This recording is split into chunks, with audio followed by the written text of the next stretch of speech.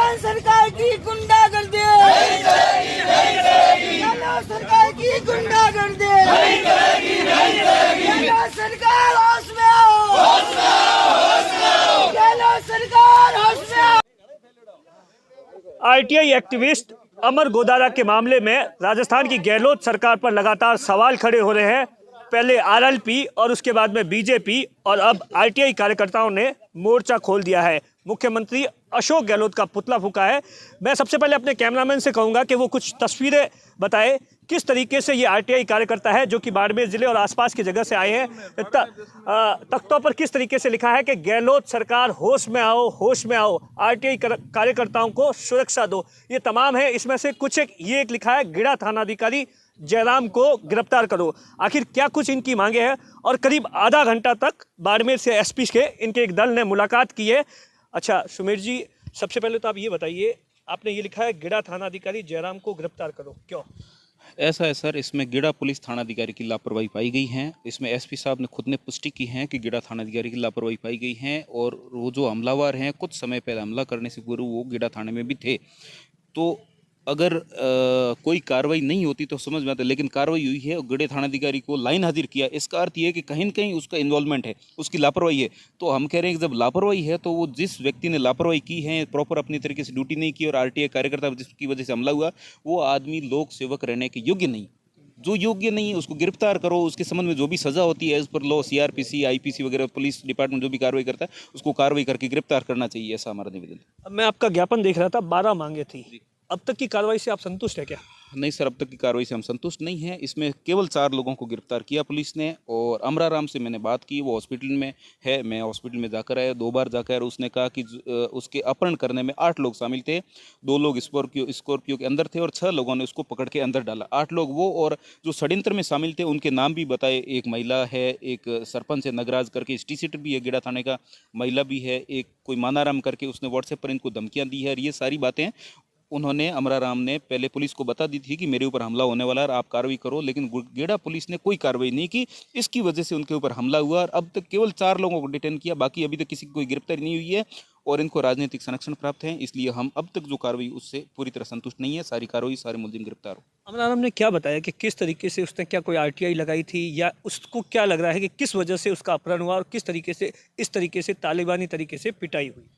ऐसा है सर, अमराराम से मैंने बात की और उन्होंने एफआईआर में भी लिखा है कि प्रशासन गांव के संग शिविर है, उसमें 15 दिसंबर को उनके गांव में एक शिविर था।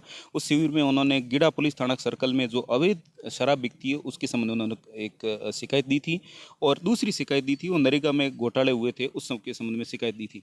तो जो एक्साइज डिपार्टमेंट से संबंधित वो था, मैटर था, जो शिकायत थी, उस पर 19 दिसंबर को कार्रवाई भी हुई। कुछ पुलिस वालों ने, डीएसपी प्रभारी अर्चन राम जी गए थे, कुछ शराब माफियों को उन्होंने गिरफ्तार भी किया, शराब भी बरामद की। और जो दूसरी नरेगा की शिकायत थी उस पर भी कार्रवाई हुई और उस पर रिकवरी भी निकली है और पंचायती राज डिपार्टमेंट ने उस शिकायत की सही पुष्टि भी की है, शिकायत सही है। उन्होंने पहले एक आरटीआई भी लगाई थी, कई बार आरटीआई लगाते थे वो, एक जो आरटीआई लगाई थी उसके सामने उनको जान से मारने की धमकियां भी मिली थी और उनके परिवार भी पर प्रेशर भी करवाया था, लेकिन वो पीछे नहीं हटा। उसने अपील की प्रॉपर तरीके से और इसकी वजह से हमला हुआ। शिकायतें और आरटीआई दोनों को मिलाकर हमला हुआ। इस घटना के बाद में आरटीआई कार्यकर्ता अपने आप को सुरक्षित मानते हैं?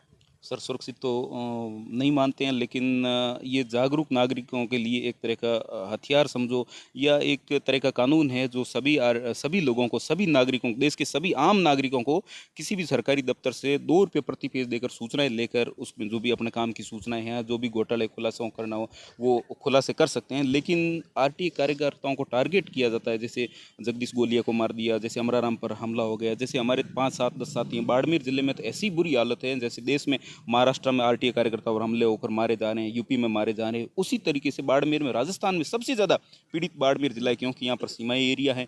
जो भी पुलिस वाले वगैरह आते हैं, कई बार वो सज़ा के तौर पर सज़ा भुगतने के लिए आते हैं, लेकिन उनकी सज़ा जो है, उनके कर्मों की और कार्यप्रणाली की सज़ा है, वो बाड़मेर जिले की जनता भुगतती है। तो बाड़मेर जिले के आरटीआई कार्यकर्ता खुद को महफूज नहीं समझते हैं। मैं समझता हूँ इस पर कार्रवाई होनी चाहिए। पुलिस को, पंचायती राज डिपार्टमेंट को, सरकार को और होम डिपार्टमेंट को पुख्ता कार्रवाई करनी चाहिए। और आरटीआई कार्यकर्ताओं के लिए एक केंद्र सरकार ने टास्क फोर्स का गठन भी किया हुआ, लेकिन उस पर कोई अमल नहीं हुआ है। एक विसल ब्लोअर प्रोटेक्शन एक्ट है, वो भी ऐसा कुछ है क्या कि आरटीआई कार्यकर्ता पर अगर जो कोई हमला होता है तो उसकी जांच कलेक्टर या एसपी की निगरानी होती है, ऐसा कोई होम मिनिस्ट्री का आदेश है क्या? यस, उसमें है बिल्कुल। कलेक्टर और एसपी ही इसमें जिम्मेदार होते हैं अगर किसी आरटीआई कार्यकर्ता पर हमला होता है, क्योंकि एक तो मुख्य प्रशासनिक और पुलिस अधिकारी सर्वश्रेष्ठ होते हैं, लेकिन एक टास्क फोर्स का गठन हुआ, उसमें मुख्य जिम्मेदारी कलेक्टर और एसपी को दी गई है कि किसी भी इस आरटीआई मामले में वो नियम पालना होगी? नहीं, अभी तो कोई कार्रवाई नहीं हो रही है। हमने कई बार कई लोगों ने सुरक्षा मांगी है, लेकिन सुरक्षा नहीं दी जाती है और इस वजह से सूचना देने के बावजूद भी हमला हो जाता है, तो सुरक्षित तो नहीं है। अच्छा, मेरा आखिरी सवाल है, एसपी से मुलाकात हुई, क्या आश्वासन मिला और क्या मांगे हैं, और आने वाले दिनों में अगर जो आप डिमांड्स मांग रहे हैं वो अगर पूरी नहीं होती तो क्या प्लानिंग है? ऐसा सर, एसपी साहब से हमने मुलाकात की तो उन्होंने कहा है कि हम कार्रवाई करेंगे। वो तो कहते ही हैं, और सारे जो भी पुलिस अफसर, कोई ये नहीं कहता कि कार्रवाई नहीं करेंगे।